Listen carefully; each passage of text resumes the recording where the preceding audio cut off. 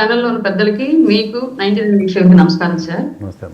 ఆనంద్ సాగర్ గారు చెప్పిన వాదంతో పూర్తిగా ఏకీభవిస్తానా లేదా అన్నది విషయాన్ని పక్కన పెడితే, ఇప్పుడున్నటువంటి పరిస్థితుల్లో ప్రతిపక్షంలో ఉన్నప్పుడు గడుస్తున్న వాళ్ళు పోరాటానికి కంపల్సరీగా కావాలి ఏ పార్టీకైనా. అందులో భాగంగా అందరూ పోరాటాలు చేశారు, అందరూ నిలబడ్డారు. అప్పుడు జరిగినటువంటి చాలా అంటే చాలా రకమైనటువంటి ఆర్థిక దాడులు, శారీరక దాడులు, చట్ట ప్రకారం కేసులు, దాడులు వీటన్నింటికి సంబంధించి ఎన్నో రకాలుగా ఎంతో మంది నిలబడి చేశారు.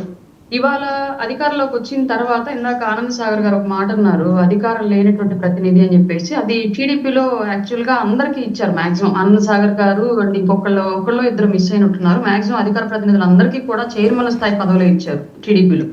అది ఆ పార్టీలో అది అండం కరెక్ట్ కాదు. అలాగే జనసేన విషయానికి వస్తే అండి, క్లియర్ గా 10 ఏళ్ల పాటు పోరాటం చేశారు. అలాగే ప్రజారాజ్యం నుంచి ఉన్నటువంటి క్యాడర్ కూడా ఉంది పార్టీకి. వాళ్ళు ఎప్పటి నుంచో పోరాటం చేస్తూ ఉన్నారు కాబట్టి సీనియారిటీని దృష్టిలో పెట్టుకొని, అలాగే సామాజిక వర్గ సమీకరణను దృష్టిలో పెట్టుకొని ఇచ్చినటువంటి పదవులన్నింటి కూడా ఇవ్వడం జరిగింది. ఎవరు నిన్న మొన్న కొత్తగా వచ్చిన వాళ్ళు ఎవరికి అంత స్థాయి కలిగినటువంటి పదవులు అయితే ఇవ్వలేదు జనసేనలో. పాత వాళ్ళకి మాత్రమే ఆ ప్లేస్ కి కరెక్ట్ గా సరిపోతారు అనుకున్న వాళ్ళకి మాత్రం ఇవ్వడం జరిగింది. కాదండి, ఇప్పుడు కాదు అంటే ఇది చూడాల్సిన సీనియారిటీలు చూస్తారా, లేకపోతే మనిషిలో ఉన్న టాలెంట్ కానీ, కష్టపడిన వైఖరి కానీ, వాళ్ళు పడిన ఇబ్బందులు కానీ? సార్, రాజకీయం అంటే అన్ని పరిగణలోకి తీసుకోవాలి. సామాజిక వర్గం తీసుకోవాలి, సీనియారిటీ తీసుకోవాలి, ఆర్థిక బలం ఎంతవరకు పార్టీకి ఉపయోగపడింది అనేది తీసుకోవాలి, అలాగే ఎన్ని రకాలుగా గతంలో ఇబ్బందులు ఎదుర్కొని అయినా నిలబడ్డారనేది తీసుకోవాలి. ఇలా అన్నింటినీ తీసుకోవాలి. ఇక్కడ ఇంకో సమస్య వచ్చింది పడింది ఏంటి అంటే, జనసేనకు వచ్చినటువంటి సంఖ్య తక్కువ, ఇచ్చినటువంటి అవకాశాల సంఖ్య తక్కువ కాబట్టి దాంట్లో ఫిల్టర్ చేసుకుని వస్తూ ఉన్నారు.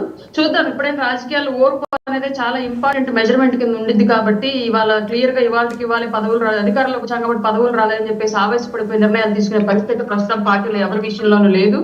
అందరము చాలా ఓపికగా ఆయనతో పాటు రాజకీయ ప్రయాణం కొనసాగించాలనుకుని నడుస్తున్నాం కాబట్టి ఈ ప్రయాణం ఇలాగే కొనసాగింది. కొన్ని ఒడిదుడుకులు ఉంటాయి 100%. ఇప్పుడు కడుపు నిండా అన్నం పెట్టి చేతికి ఒక ఆయుధం ఇచ్చి యుద్ధం చేయమనే దానికను ఖాళీ డొక్కలతోటి చేతికి ఆయుధం ఇవ్వకుండా యుద్ధం చేయండి అనే దానికి డిఫరెన్స్ ఉంటుంది. ఈ డిఫరెన్స్ అదే ఇప్పుడు చాలా మందిలో ఉన్న వేతన అదే. ఇప్పుడు ఓకే, డబ్బులు ఉన్న వాళ్ళు నేను అదే మీకు ఇందాక చెప్పాను, నేను క్లియర్లీ మీకు ఇందాక అదే చెప్పాను నేను. అంటే కొన్ని సమీకరణాలు కొన్ని చోట్ల వర్క్ అవుతాయి, కొన్ని చోట్ల ఏంటంటే కొంత టైం పడుతుంది అంతే, అంతకు మించి వేరే ఏమీ లేదు. ఇక్కడ ఏంటంటే ఒక సమాజంలో ఒక మార్పు కోసం ప్రయాణం చేస్తున్నప్పుడు కొన్ని అవకాశాలు వదులుకోవాల్సి వచ్చింది, తప్పదు. కొన్ని చోట్ల కొన్ని మలుపులు తప్పవు. ఇప్పుడు పదవులు ఇవి అని చెప్పేసి పట్టుబడితే కొన్ని విషయాల్లో కొంత వెనక్కి తగ్గాల్సిన సిచ్యువేషన్ వచ్చింది కాబట్టి ఆ వెనక్కి తగ్గడం అనేది ఇష్టం లేకుండా నాయకుడు నికార్సుగా ముందుకు వెళితే పని చేసుకుంటూ వెళ్తున్నాడు ఆయన శాఖల్లో. కొన్ని చోట్ల మేము కాంప్రమైజ్ అవ్వడం తప్పదు, ఆయన కోసం, ఆయన ఎంచుకున్నట్టు లక్ష్యం కోసం. కాబట్టి మేము అందరం అదే ఉద్దేశంతో నాయకుడు వెంట నడుస్తున్నాం సార్. చెప్పండి. అంటే అరుణమ్మకి నీకు ఒకటే చిన్న సబ్మిషన్. ఇప్పుడు పార్టీలో మీరు పార్టీ పెట్టిన కాడి నుంచి ఆవిర్భావం నుంచి ఉన్న కేడర్ వేరు, మీరు అన్నట్టు ప్రజారాజ్యం నుంచి పారాచూట్ వేసుకొచ్చిన వాళ్ళతో ఆల్రెడీ కాంగ్రెస్ని హాఫ్ ఓవర్ తీసుకుని ఇక్కడికి వచ్చిన వాళ్ళు. సో వాళ్ళు మీరు సీనియర్ కింద మీరు కన్సిడర్ చేస్తారంటే that is an obligation which parties take.